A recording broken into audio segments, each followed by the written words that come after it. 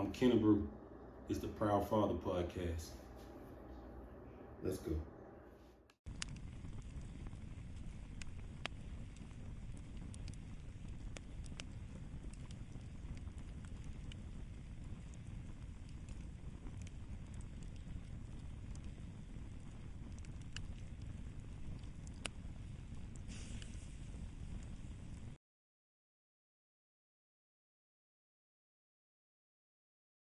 This episode is sponsored by Project Republic. Your destiny is defined by the determination to make your work match your wishes. Dream big, grind hard. Project Republic. Also sponsored by Wax Desserts, candles that look good enough to eat. And they smell good too. Yo, it's Kennebrew. Welcome to the Proud Father Podcast. So I know a lot of y'all gonna think, great, another podcast. It's cool. But me being a musician and an avid sports fan, I wanted to get into podcasting, but I just didn't want to use those two topics. I feel like that's been discussed enough. Also, I will not be giving relationship advice. I feel like it's enough relationship podcasts. I can't get my wife to listen to me, so I can't help you get yours to listen to you. But nah, for real, what works for me probably not gonna work for the next man, and vice versa. So I can't give out no relationship advice. The main reason I started a podcast is because I'm a proud father.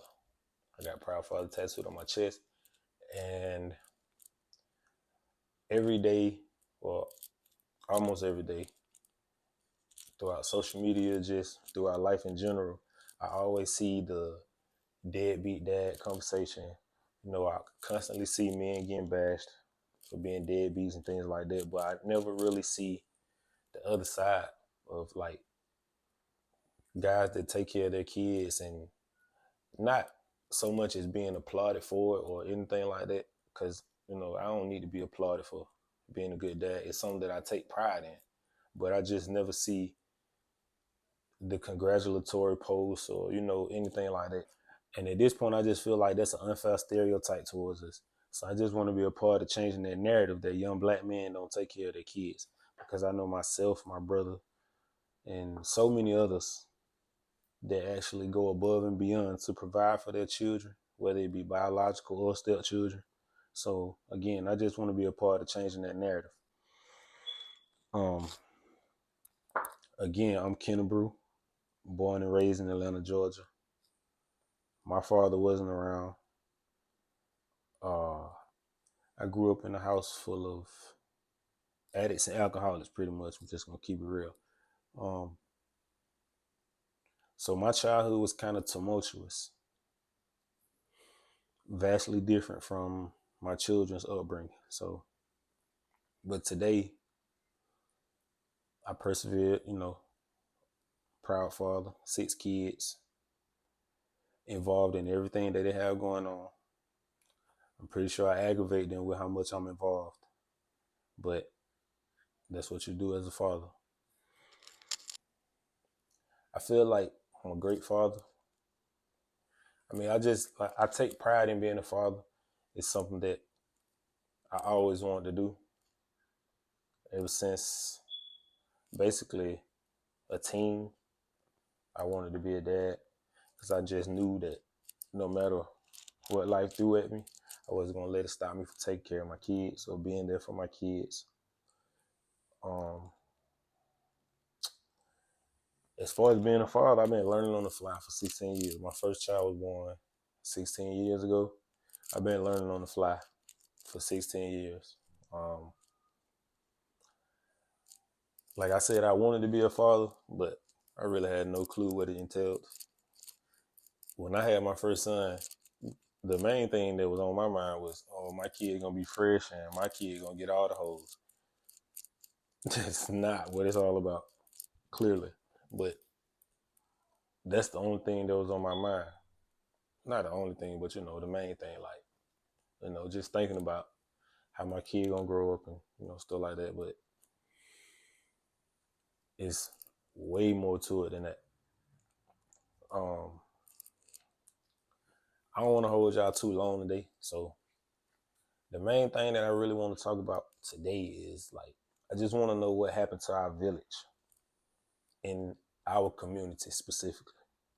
I mean, mostly on this particular podcast is going to be talking about my community. Obviously, I'm a young black man, so I can't speak for no other communities or any other races, anything like that. I'm really just going to be speaking on things and issues pertaining to young black men.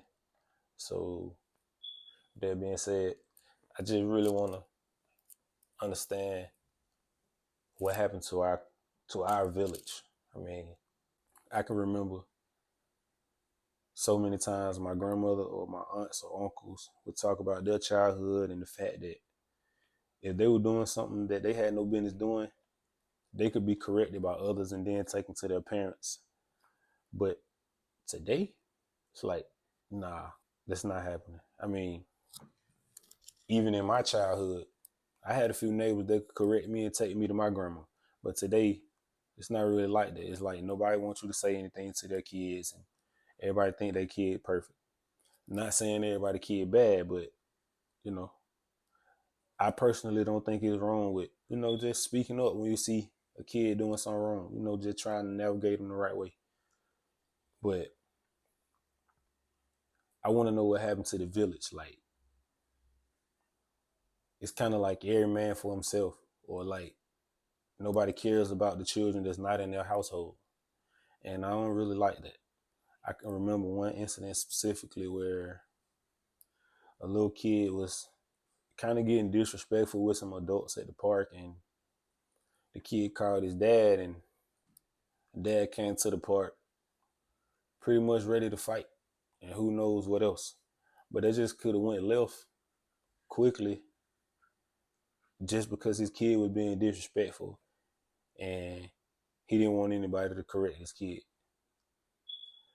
So I want to know. I want y'all to get in the comments and give me your opinion on what you think happened to the village in our community.